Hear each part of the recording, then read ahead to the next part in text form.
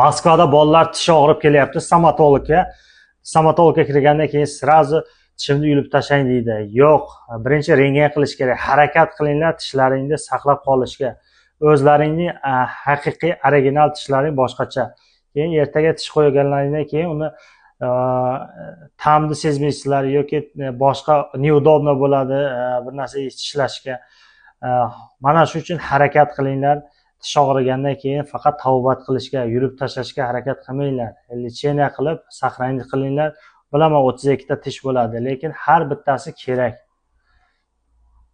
Periodontit, pulpit yoki boshqa narsa bo'ladimi? Faqat rentgen qilinglar.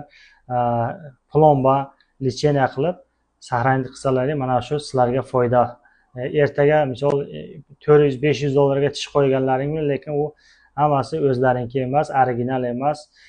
Bir narsa yeyish ham neudobno bo'ladi, ta'mni ham keyin sezmaysizlar, boshqa problemalar yana boshlanadi.